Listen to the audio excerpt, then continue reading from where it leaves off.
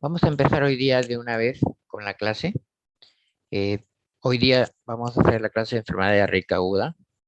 Creo que, si no más recuerdo ya, creo que 2 semanas y se acaba este curso, ¿no?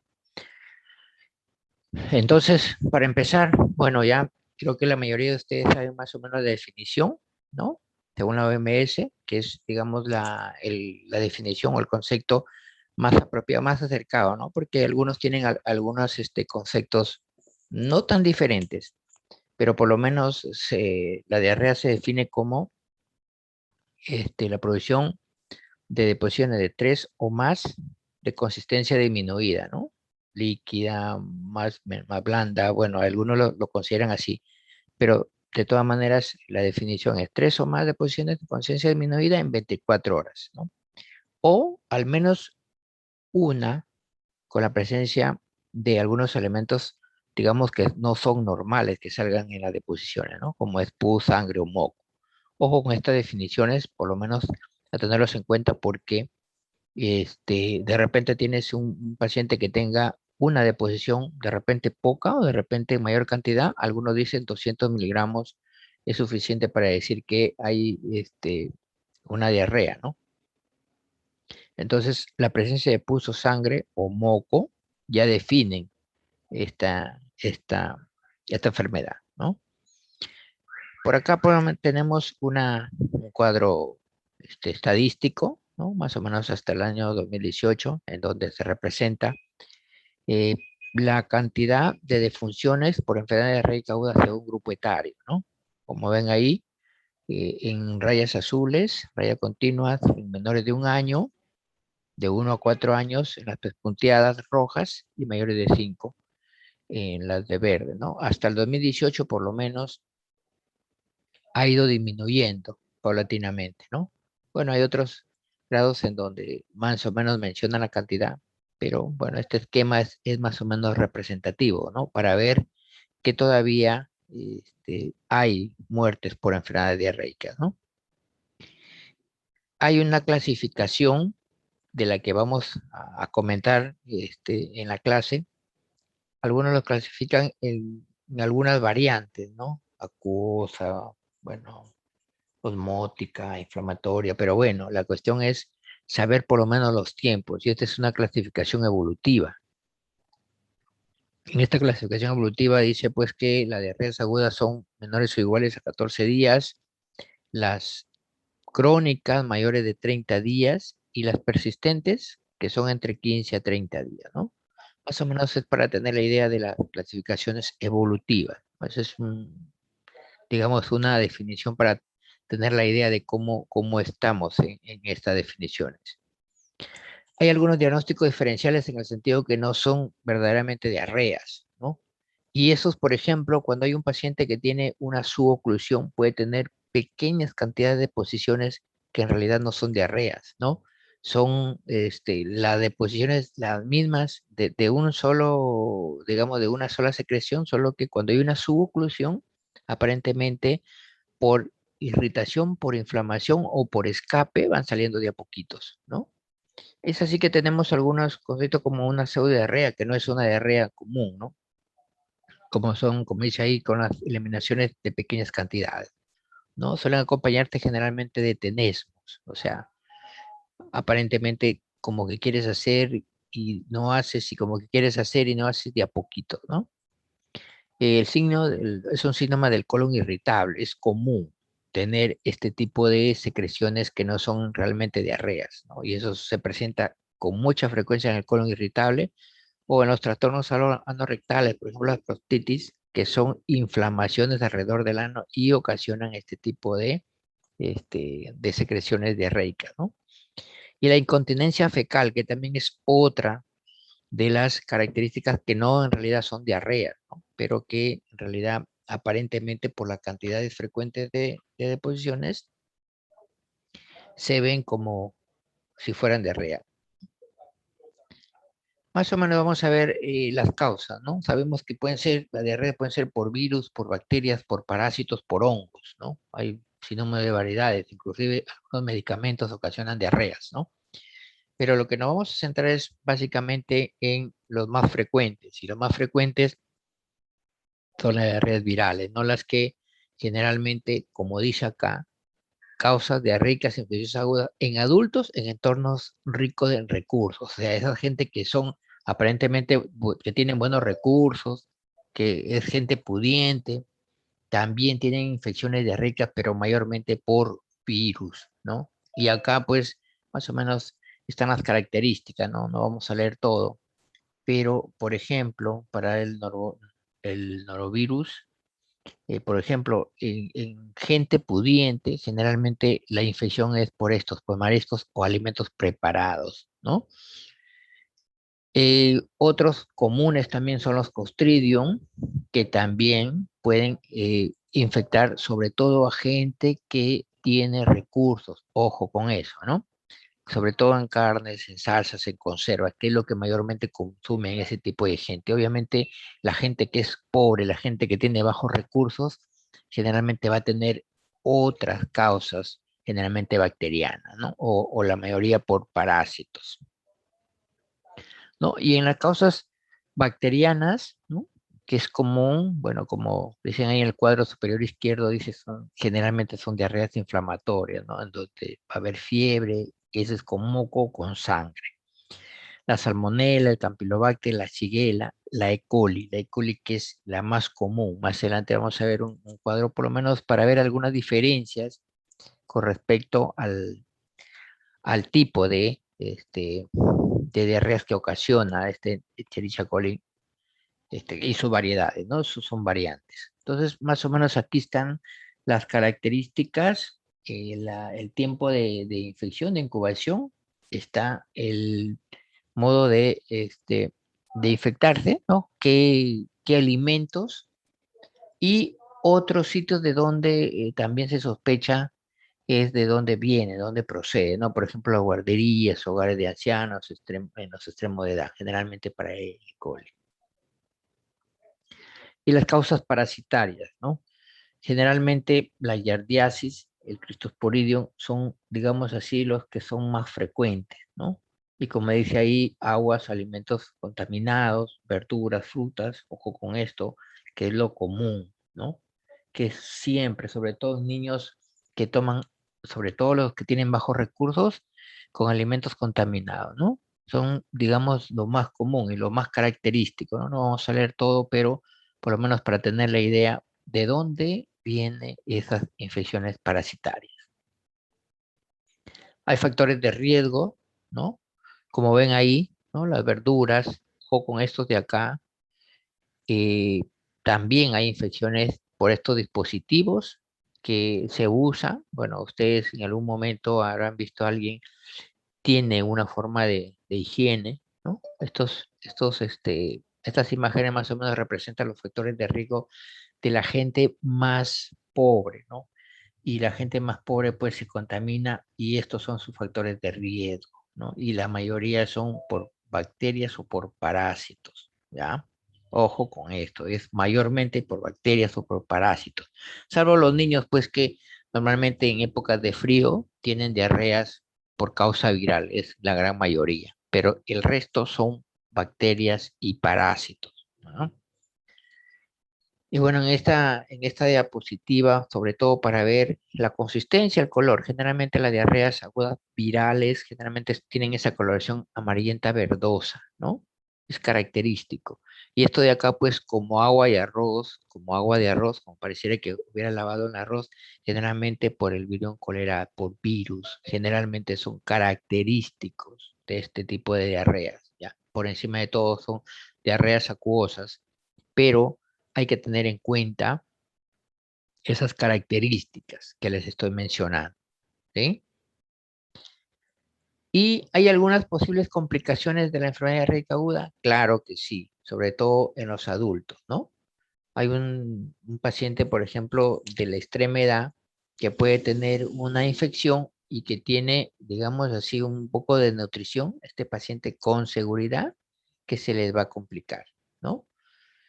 El síndrome urémico hemolítico, que es lo que me interesa de esta diapositiva, ¿no? El Guillain-Barré, ojo con el Guillain-Barré, que dice ahí Campylobacter jejuni, y eso sí es común. Por lo menos en el hospital hemos tenido pacientes que han sido infectados originados por esto, ¿no? Tienes un paciente con Guillain-Barré y anteriormente ha habido diarreas. Si a ese paciente le hubieras hecho un cultivo, con seguridad que salía Campylobacter jejuni. Entonces, ojo con este tipo de infecciones. Ojo con este tipo de infecciones, ¿ya? Y el síndrome urémico hemolítico, que generalmente se ocasiona en especies de Shigella, ¿no? O también eh, las variantes de Escherichia coli enterohemorrágica, sobre todo las variantes 0,157 o 0,145. Esas han sido estudiadas, bastante estudiadas. Esas variantes son las que generalmente ocasionan el síndrome urémico hemolítico, sobre todo las Escherichia coli enterohemorrágicas. Por si acaso, el síndrome urémico, hay pacientes que lo han presentado y también es común. Ojo con eso, también es común y sobre todo las variantes que le menciono. Hay que tener en cuenta que esas complicaciones, sobre todo en un paciente de edad de 50, 60 años, pueden presentar el síndrome urémico hemolítico. En algunos casos dicen es un paciente con sepsis, pero en realidad se puede estar acompañando de un síndrome urémico hemolítico y el paciente se puede morir, ¿no? ¿Por qué? Porque hay características importantes como qué, como las toxinas, como dice la toxina chiga, ¿no?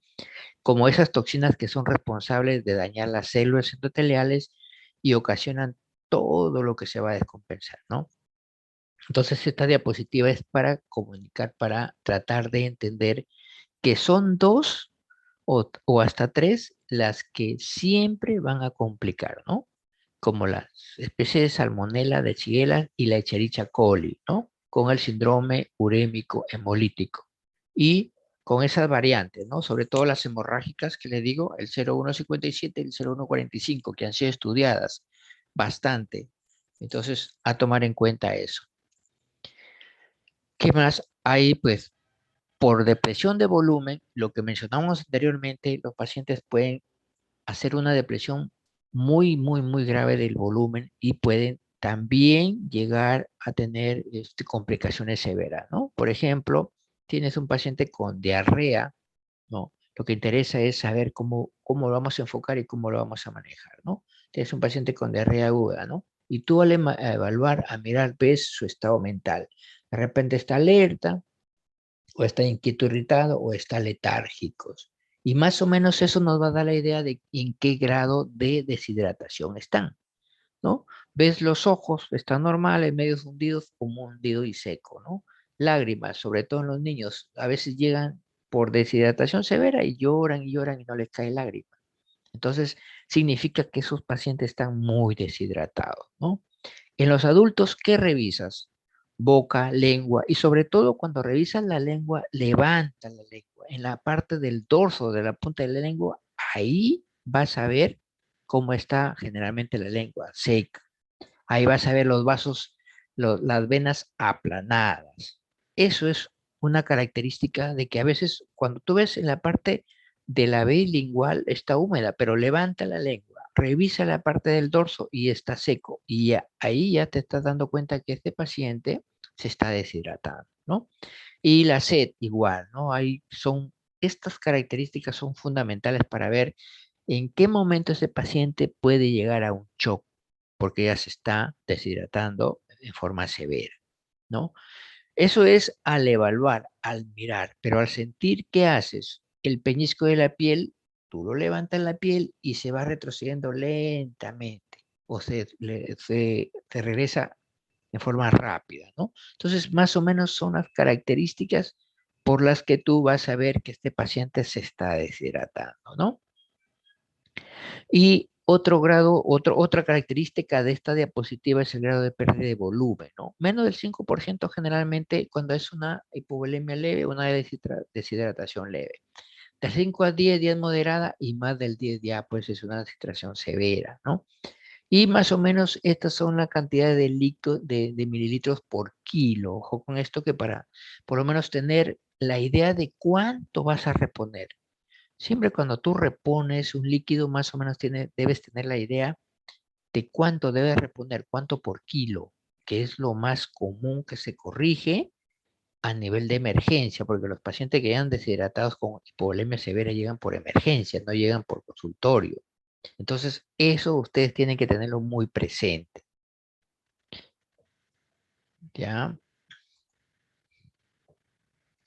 Bueno, y perdón, este cuadro es para ver también más que todo en el momento de la evaluación, ¿no? Importante lo que hemos visto, ¿no? El C de la orina, miren la cantidad de orina, no orina por 6 horas, no orina por 6 horas, por lo menos ese paciente ya es un deshidratado grave, ¿no? En el aspecto, lo que están mirando ahí, la respiración, miren la respiración más rápida de lo normal. Es una característica de que este paciente está deshidratándose, ¿no? Y pues, si es una respiración muy rápida y profunda, es característico de este paciente que está muy grave, ¿no? Estas diapositivas tienen por lo menos es el objetivo de saber revisar, ¿no? ¿Qué más? La elasticidad que hemos visto, la fontanela, sobre todo en los niños, ¿no? Sobre todo en los niños van a determinar que una fontanela es medio hundida o muy hundida, ¿no? El pulso, miren el pulso, también tiene mucho que ver con la deshidratación. Más rápido de lo normal y muy rápido, fino, a veces no se palpa, ¿no? Entonces, esas son características que vamos a encontrar en un paciente muy deshidratado, ¿no? El llenado capilar, igualito. El llenado capilar, miren cómo está en un paciente que está deshidratado severo. Tiene mayor de 5 segundos. O sea, ya es un paciente que está muy deshidratado y ahí por lo menos tiene que pasarle por lo menos unos 10 por kilo, por lo menos en 30 minutos, pasarle ese volumen y sigues evaluando y sigues evaluando, ¿no? Entonces, importante, por eso es este cuadro, esta diapositiva, sobre todo para sacar esas conclusiones, ¿no? Tener la idea de cómo vas a manejar, ¿no? Entonces aquí ya cuando dice decida, pues ves si está deshidratado o no y vas a empezar a manejarlo, ¿no? Y el tratamiento vas a ver los planes, ¿no? Los planes que ya les han enseñado, pero generalmente la clave de todo este paciente con diarrea es hidratación, ¿no? Entonces, estos son lo que en realidad debemos saber para manejar un paciente con una diarrea aguda.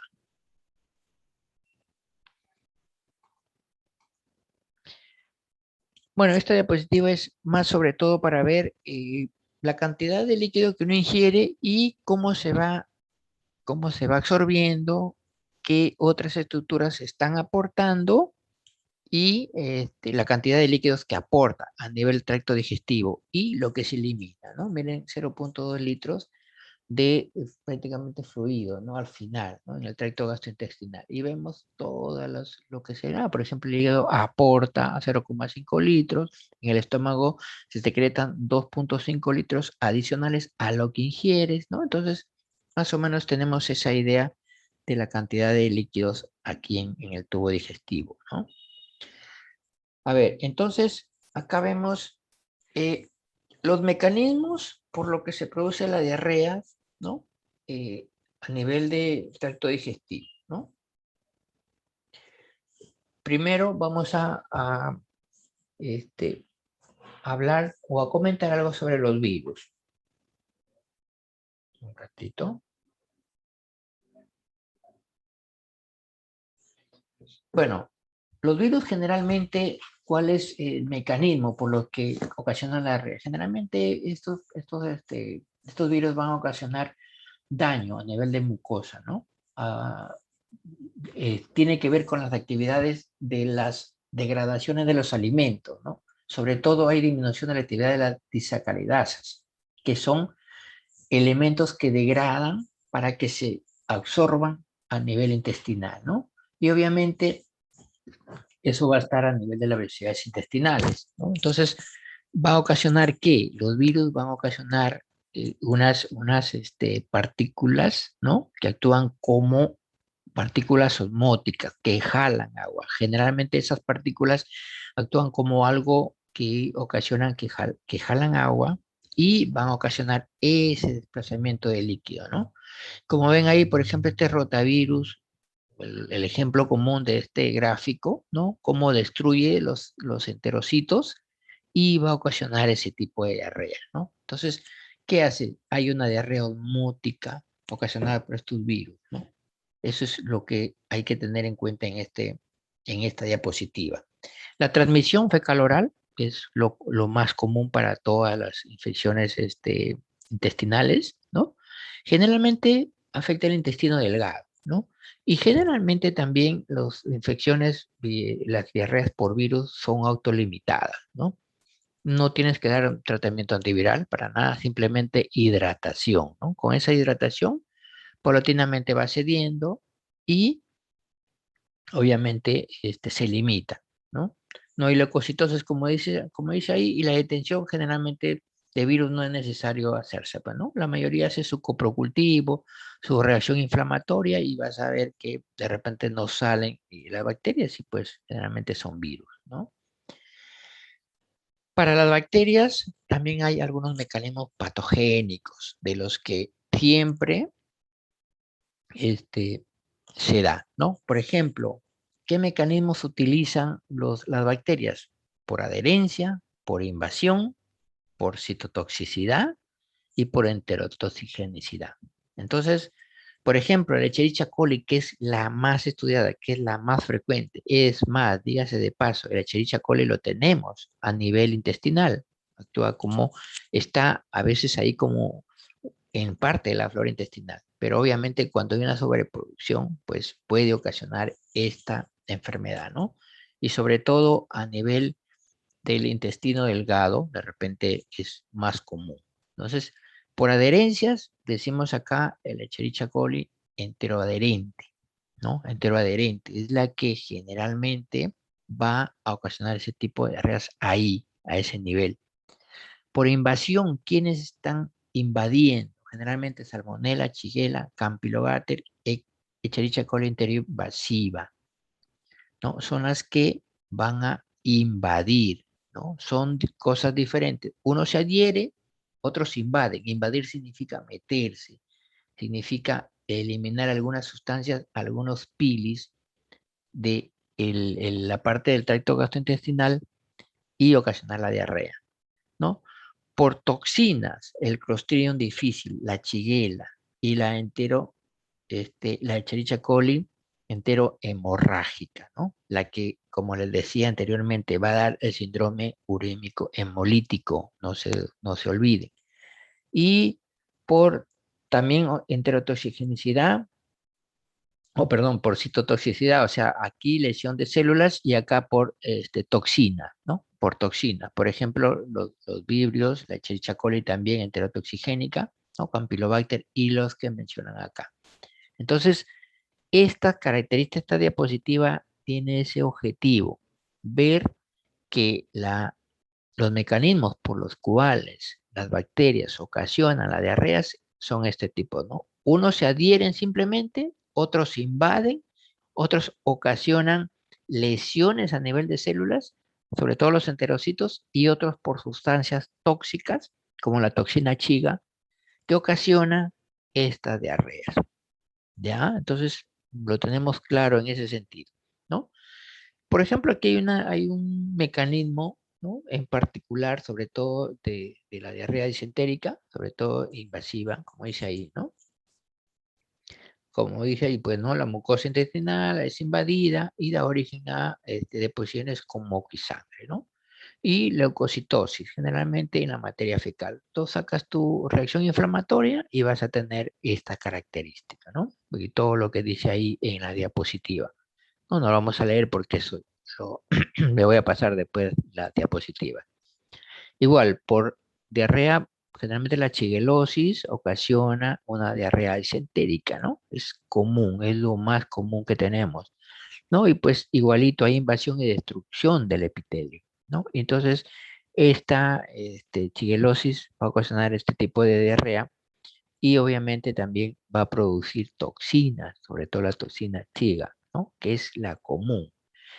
Ya lo demás, pues, fiebre, calambre, dolor abdominal, no es común generalmente fiebre y calambres, ¿no? Sobre todo los calambres cuando se eliminan bastante electrolitos, sobre todo el calcio, el potasio. Van a ocasionar los calambres. El calcio y el potasio se eliminan y con seguridad van a tener los calambres. Era lo que en algún momento, bueno, no recuerdo el año, pero en algún momento, por ejemplo, el cólera ocasionaba ese tipo de diarreas, ¿no? Cosas así bastante. Y se eliminaba el calcio y el potasio y de ahí venían los calambres. Y había gente que incluso falleció por estos calambres, por estos paros. En realidad hacían paro muscular, paro cardíacos por el potasio, el calcio que se eliminaba.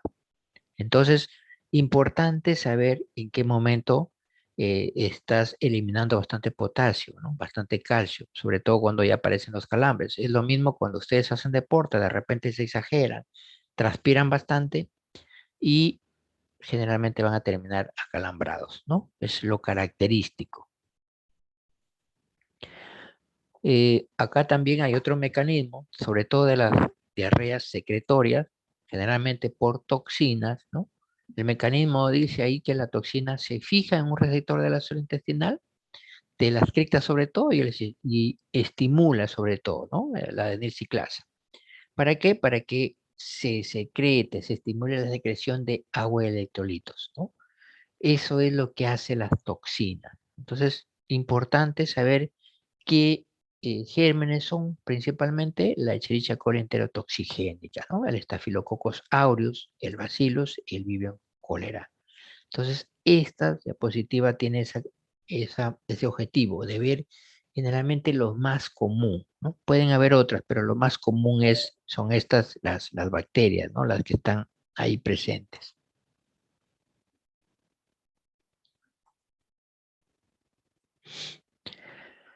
Acá he sacado una diapositiva de tal forma que lo que sí tenemos que saber bien es el Escherichia coli, que es lo más común. Y eso lo vas a ver inclusive en vías urinarias, inclusive en las vías respiratorias, cuando hacemos cultivos, en las infecciones intestinales, cuando hay infecciones sistémicas, donde hay sepsis, la Escherichia coli va a estar metida ahí. Entonces, de esto sí tenemos que saber, ¿no? Entonces, acá por lo menos tenemos algunas características, ¿no? De esta Escherichia coli, sobre todo Escherichia coli enterotoxigénica, ¿no? Lo que da generalmente la diarrea del viajero, que es característico, a quien no le ha dado diarrea de repente por viajar a otro lado, ¿no? Que es un tipo de diarrea acuosa, que hay mecanismos de infección, por ejemplo, ahí, como dice ahí, las toxinas, sitio de infección principal, intestino delgado. Ojo que intestino delgado e intestino grueso dan características diarreicas diferentes. Entonces, es importante saber eso para tener la idea de cómo vamos a manejar una diarrea, ¿no? Entonces, ¿quiénes pueden transmitirse? Los alimentos, que es común cuando uno viaja, ¿no? La diarrea, sobre todo en niños, y es característico que esa cosa, sobre todo, ¿no? Es la Escherichia coli enteropatogénica, ¿no? También igual enteroadhesiva, igual, ¿no? Como ven ahí estas características. Y lo que sí tengo que comentarlos más sobre este cuadro y sobre todo esa remarcación roja es la Escherichia coli interhemorrágica, con el síndrome urémico hemolítico, como les he venido comentando, ¿no? No se olviden de las variantes que les comenté, que generalmente en un 10% de los pacientes infectados te va a ocasionar esto, ¿no? Este síndrome urémico, ¿no? Es sanguinolenta. Efecto borrado significa efecto de lesión a nivel de pieles intestinales. Hay toxinas similares al chile, son los que ocasionan y desencadenan todo este proceso, principalmente donde en el colon, ¿no? Y más o menos acá nos dice qué elementos o qué alimentos nos puede contaminar, ¿no? Entonces, por eso es que está remarcado esto sí de Escherichia coli, tenemos que saberlo, no se olvide. Y lo que le decía, ¿no? Diarrea por cólera, que fue en algún momento una especie de endemia, no fue una pandemia, fue endemia generalmente en los países en vía de desarrollo, en países o en poblaciones pobres, ¿no? Como en Perú, y ha habido acá, en esta región ha habido también, ¿no? Es un tipo de diarrea acuosa profusa con pérdida de electrolitos, lo que le decía, el sodio, el potasio que se eliminan, ocasionaban los calambres, ¿no? Los serotipos 1 y 2, biotipos, ¿no? Los clásicos serotipos, ¿no? El TOR. Y pues generalmente estas se adherían a los enterocitos del yeyuno ilion y producían una toxina que ocasionaba todo lo que desencadenaba al final, ¿no? Y ahí está más o menos todo lo que ocasionan y toda la fisiología, la fisiopatología, ¿no? Eh, Generalmente esto ocasionó en algún momento, como les repito, una especie de endemia y fue común, ¿no? Y bueno, de hecho se aprendió bastante a manejar las diarreas, sobre todo de este tipo, sobre todo de este tipo de diarreas acuosas, ¿no? Acá esta diapositiva es principalmente para ver algunas diferencias fundamentales entre una diarrea inflamatoria y una diarrea no inflamatoria, que es también importante tenerlo en cuenta, ¿no? La diarrea inflamatoria generalmente es frecuente, pero es poco volumen. La diarrea no inflamatoria es voluminosa, ojo con eso, ¿no? Puede haber sangre o moco en heces, en cambio, en la no inflamatoria generalmente son acuosas, agua, nada más, ¿no? El dolor puede estar en fosa ilíaca izquierda, en hipogastro, o ser más difuso, un poco no tan localizado, ¿no? Entonces, miren la diferencia. La fiebre generalmente es común en la inflamatoria, hay un proceso inflamatorio y por lo tanto van a tener esa característica, ¿no? Generalmente en la no inflamatoria pues no hay fiebre, ¿no? Generalmente. La localización frecuente, pues como dice ahí, es el colon, ¿no? Y la localización más frecuente es el intestino delgado. Son cosas diferentes. Generalmente en el colon es casi la parte final del intestino y ahí el agua generalmente ya se reabsorbe todo, porque en todo el tracto intestinal, en el colon es la última parte en donde se reabsorbe bastante líquido y las heces casi están terminando de formarse, ¿no?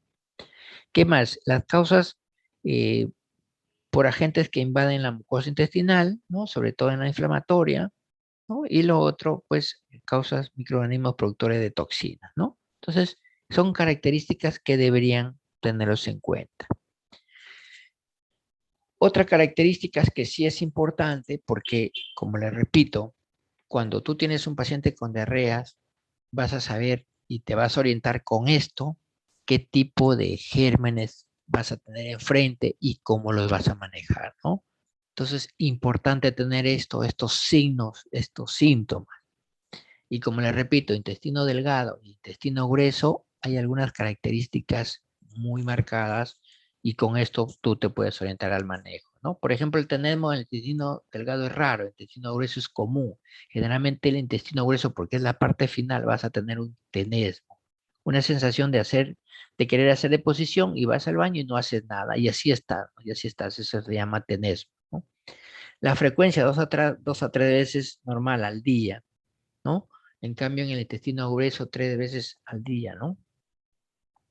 Urgencia en el intestino delgado no es común. En el intestino grueso obviamente va a ser común, como está en la parte final, ¿no?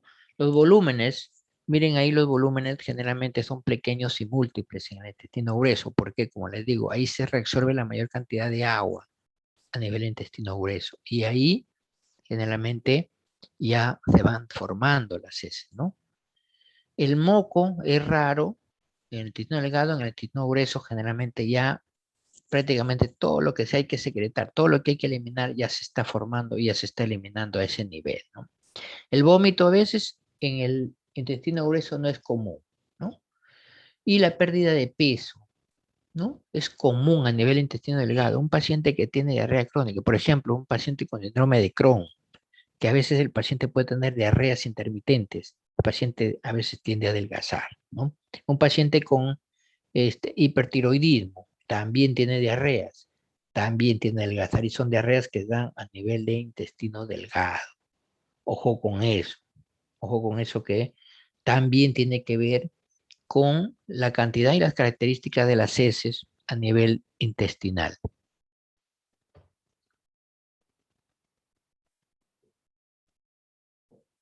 Caray.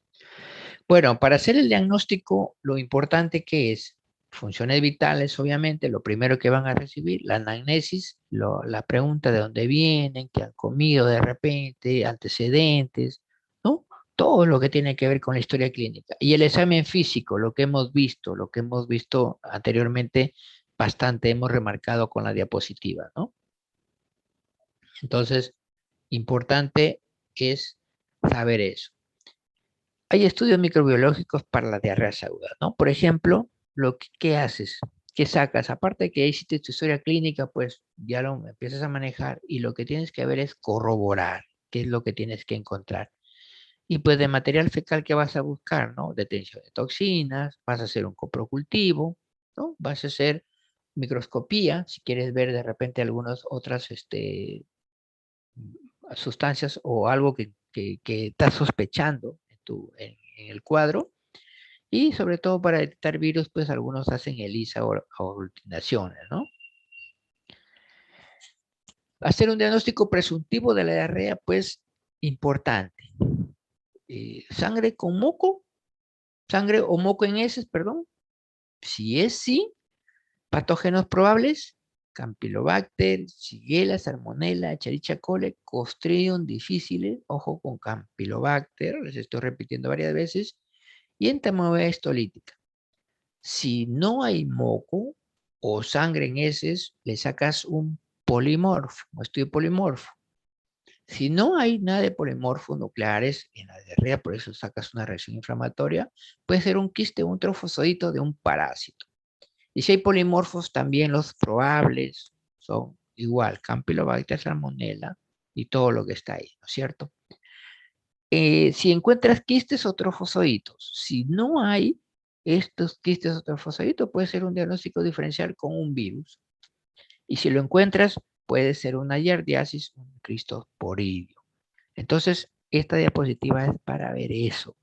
Te hace enfocar la diarrea, ¿no? Te hace ver cómo lo vas a enfocar, ¿no es cierto?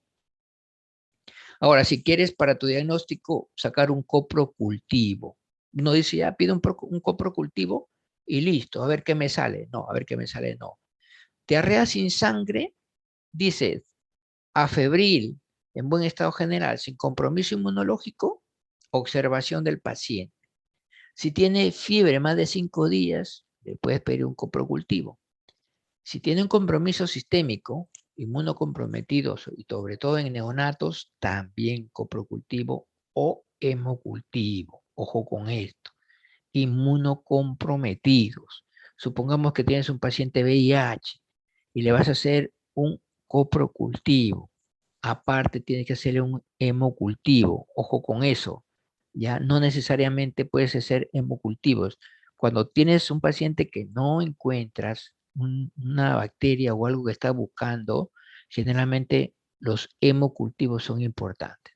Y las diarreas con sangre, para ver si es por bacterias o puede ser de repente un paciente que tiene un tumor y está sangrando y no sabe si te sacas un cuerpo cultivo y no te sale nada.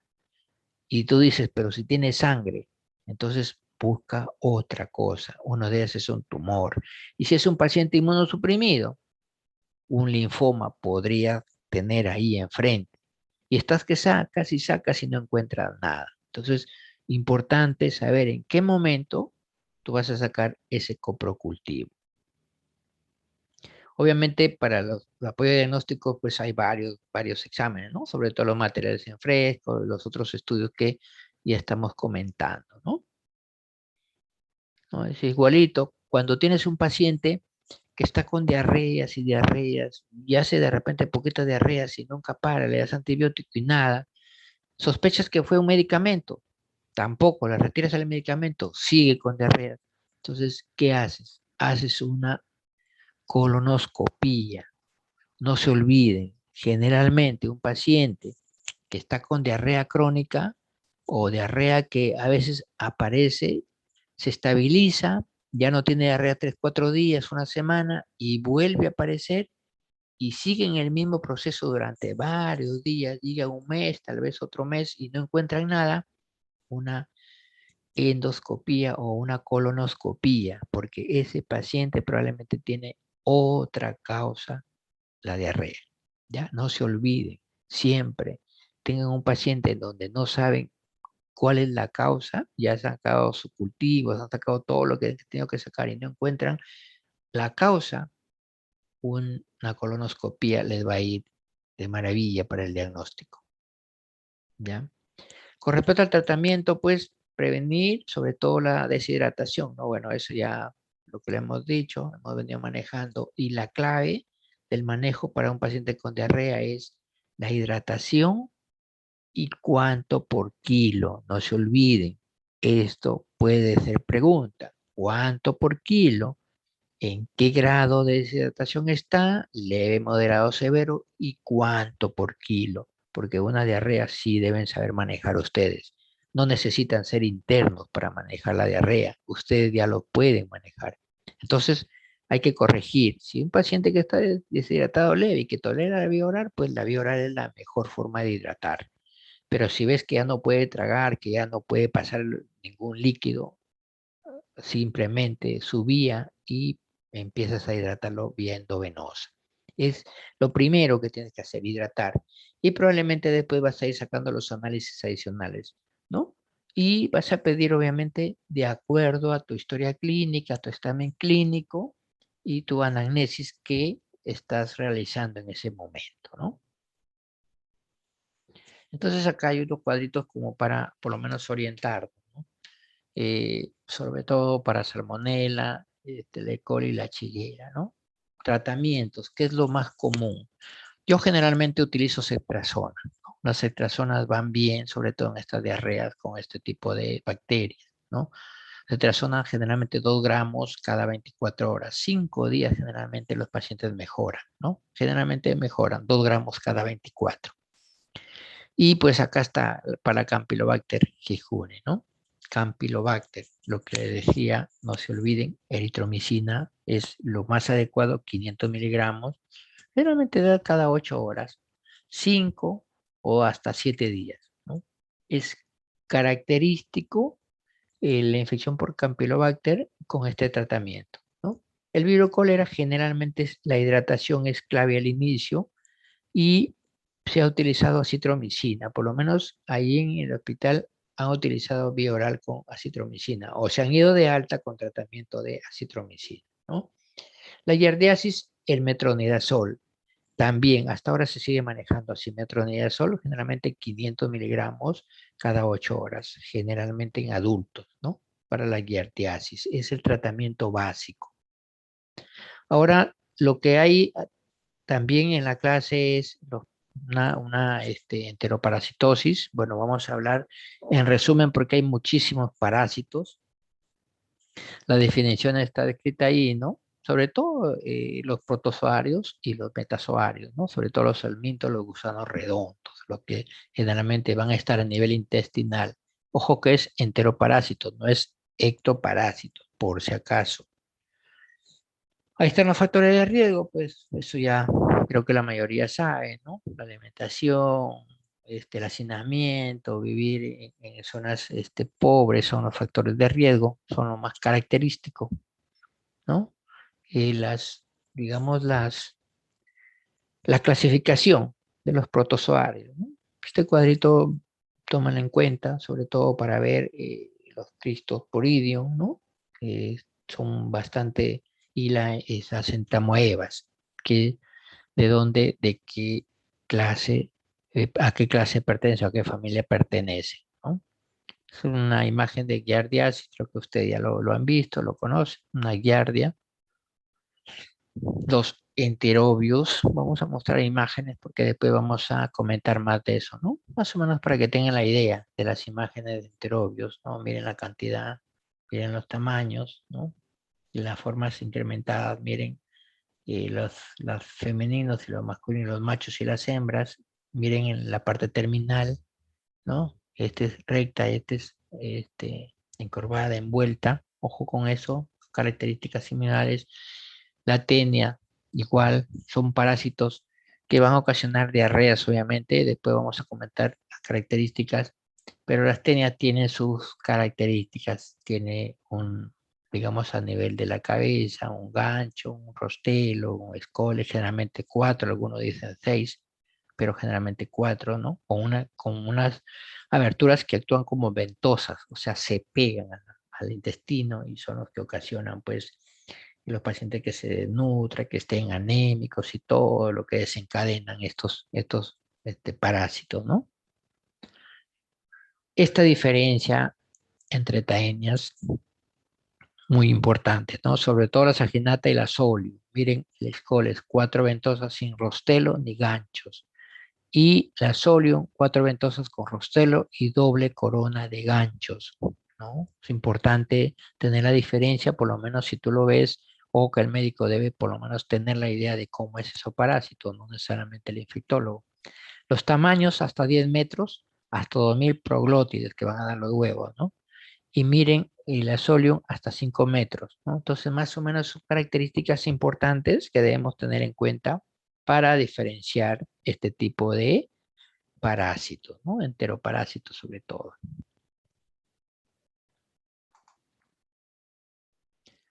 Los ascaris, pues, lo que la mayoría creo ya ha visto, ¿no? Por lo menos ha visto un parásito, un gusano redondo, ¿no? Las lombricoides. Las características están ahí, ¿no? O sea, ni siquiera tengo que leerlos, porque sí vamos a ver esto de acá, ¿no? Sobre todo el síndrome de Loeffler o el síndrome de Loeb, ¿no? Que es lo que el ciclo de Loeb en algunas literaturas aparece, pero también aparecen con síndrome de Loeffler. ¿Qué significa eso? Y eso sí es importante porque no todos los parásitos hacen este ciclo de Loeb, ¿no? O el síndrome de Loeb, ¿no? Entonces son manifestaciones clínicas de este tipo de parásitos, sobre todo del Ascaris, ¿no? El Ascaris, ¿qué otro parásito puede ocasionar este, este ciclo de Loeb o síndrome de Loeb? Ojo, ¿no? El Ascaris puede ser, las trongiloides también puede ser la uncinarias. Son los más comunes que ocasionan el síndrome de Loeb.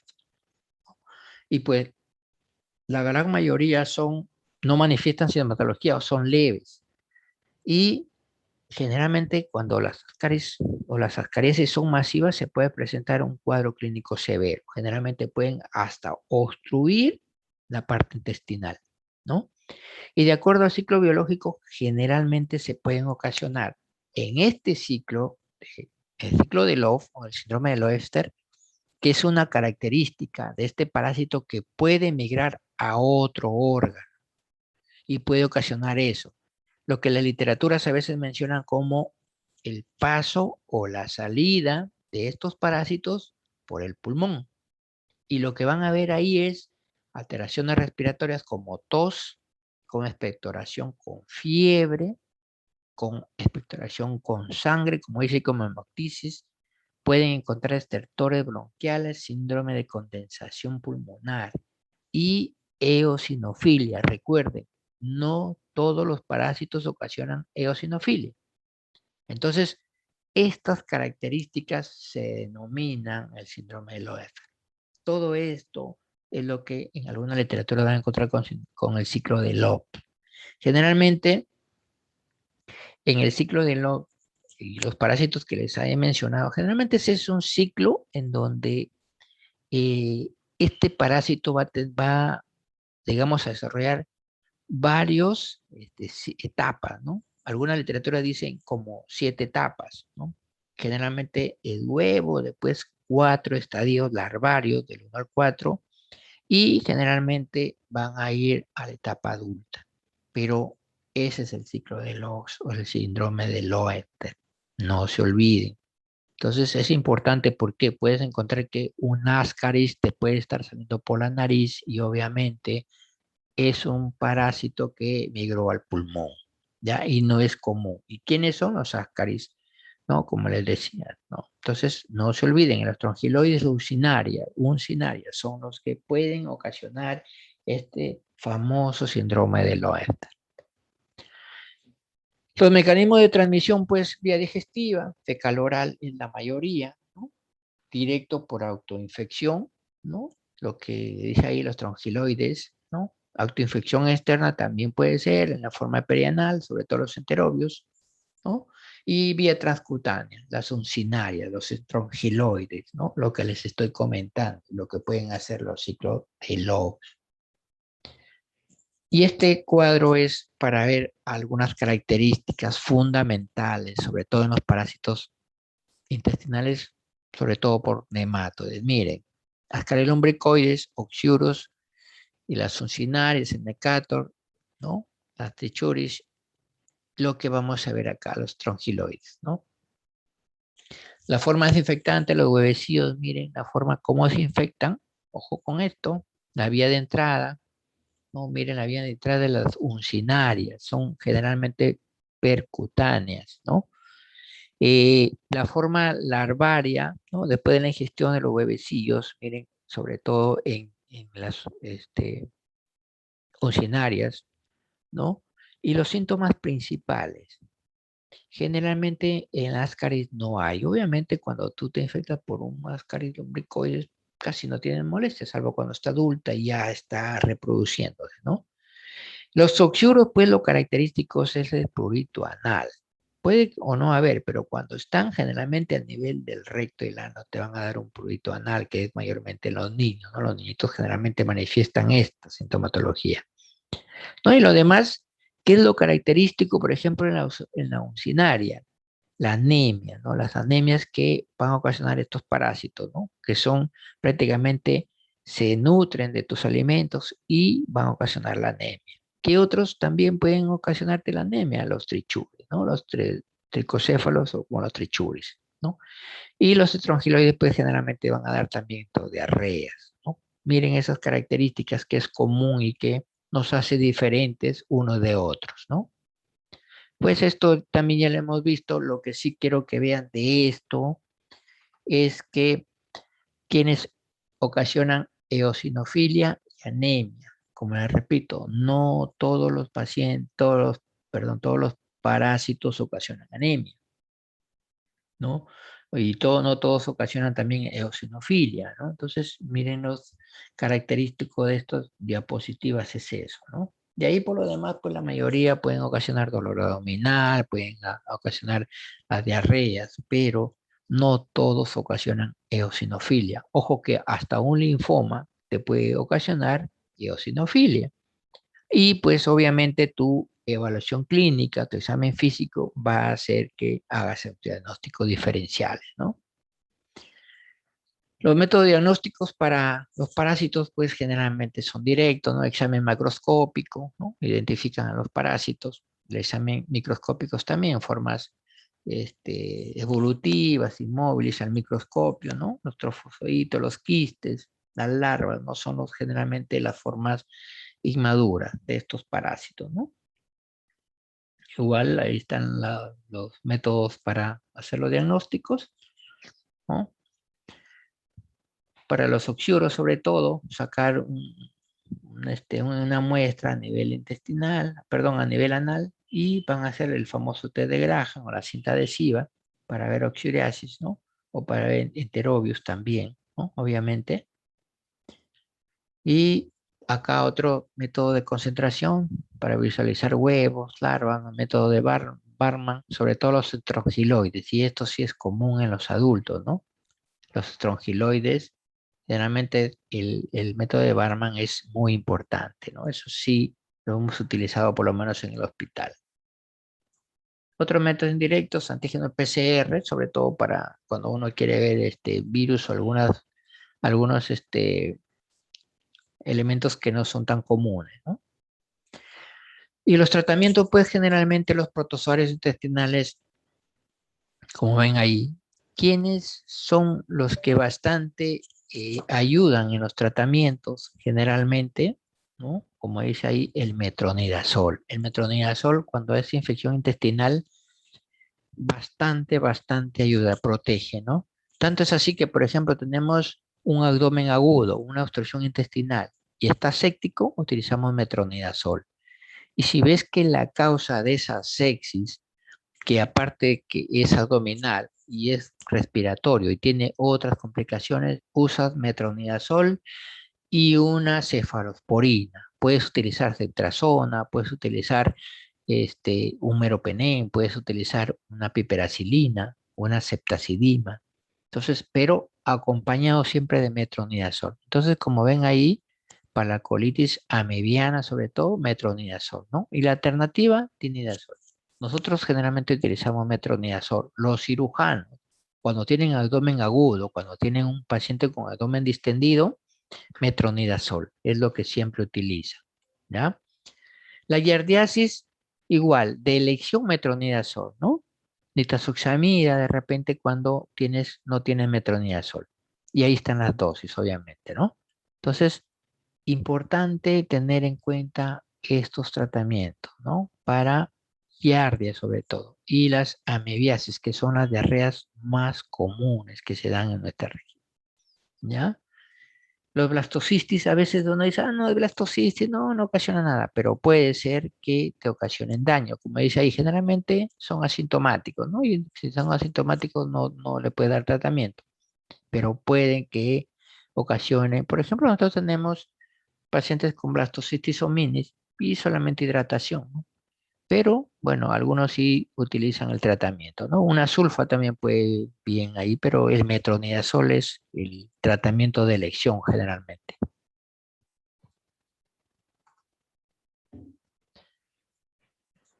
Igual para las ascaris lombricoides, ¿no? Acá sí tenemos para este tipo de gusanos redondos, ¿no? El mebendazol, ¿no? Ahí el trichuris igual mebendazol. Casi todos utilizan el mebendazol, ¿no? Entonces, importantísimo saber esto, ¿no? Por lo demás, pues a los tratamientos alternativos los puedes encontrar, pero lo clásico, lo que siempre vas a dar es el mebendazol, ¿no? Bueno, ahí están, como les digo, los tratamientos. Ojo con la ivermectina, sobre todo para estos estrongiloides que ocasionan lo que les he comentado, y sobre todo cuando hay procesos inflamatorios. La ivermectina actúa sobre todo a ese nivel inflamatorio, ¿no? Que tanto lo han comentado en el COVID. Entonces es importante tener en cuenta eso, esos tratamientos. Y bueno, es todo lo que por lo menos hoy día les he traído. No he querido tener tanto porque lo importante es saber lo fundamental. Si alguien tiene alguna pregunta, algún comentario, los escucho. Bueno, son creo que como Doctor, 60 y tantos. disculpe, Sí, sí, lo este, escucho. después de una diarrea bacteriana, creo que se da unos días de dieta blanda. ¿Cuántos días son recomendables que el paciente tenga dieta blanda?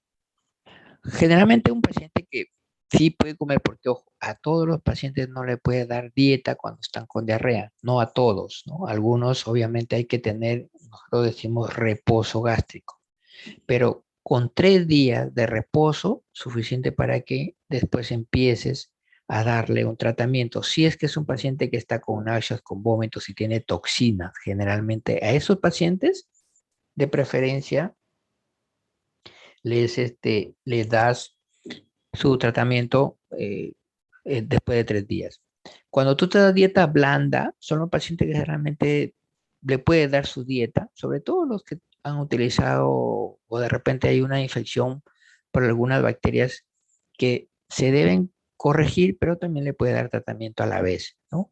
Y como te digo, 24 horas en NPO es máximo, salvo que tenga vómitos, pero de ahí 24 horas. Y de ahí probar con líquido, ¿no? Generalmente después de 24 horas y puedes empezar a tolerar. Si tolera, le puedes seguir dando, porque a veces cuando hay una diarrea y es un proceso inflamatorio, generalmente el estómago rechaza y te ocasiona náuseas y te ocasiona más diarrea, porque no se va a absorber esta dieta que le estás ocasionando, que le estás dando. Obviamente no le vas a dar lácteos, ¿no? Porque es lo que también puede ocasionar más diarrea. Otros mecanismos que pueden ocasionar diarrea o otras causas pueden ser los antibióticos. Por ejemplo, lo que es común es la clindamicina. La clindamicina ocasiona diarrea. Generalmente cuando tienes 5, 6 o 7 días, después de 7 días vas a tener de repente un paciente con diarreas. ¿Alguna otra pregunta?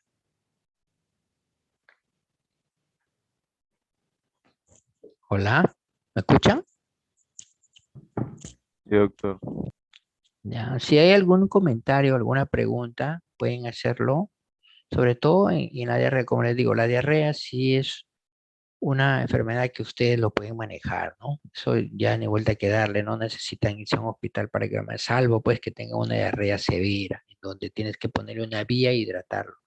Pero una diarrea leve, moderada, ustedes lo pueden manejar, ¿no? Y obviamente en su serum pues lo van a tener, a cada rato eso sí van a tener las diarreas, ¿no? Y sobre todo en la parte de cierre por parásitos. Van a tener diarreas por parásitos cantidad de niños, niños adultos. Entonces, importante saber eh, enfocar y manejar estos pacientes con diarrea, ¿no? ¿Algún comentario? No sé, el delegado de ahí le pasó las diapositivas, la clase por lo menos de hoy día. Algún otro comentario?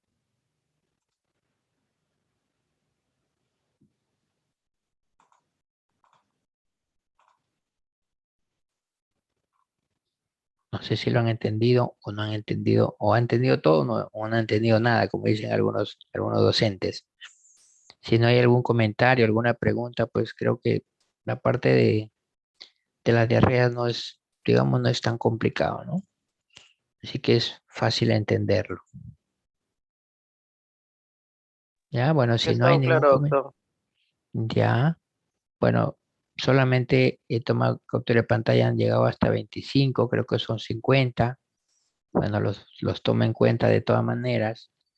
Ya, no sé si está el delegado. ¿El delegado está? A ver, Joseph, ¿está Joseph o no está? Creo que se le, se le cogió el internet.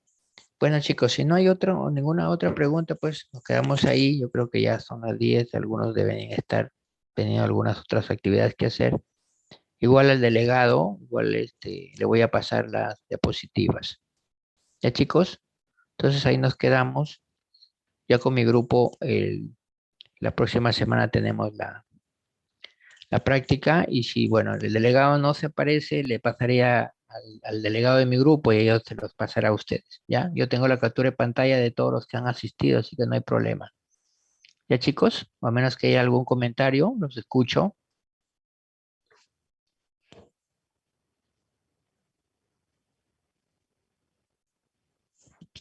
Bueno, creo que ya no hay ningún comentario, ¿no? O preguntas. Ya, chicos, entonces ahí nos quedamos, ¿ya? Ya, listo. Gracias.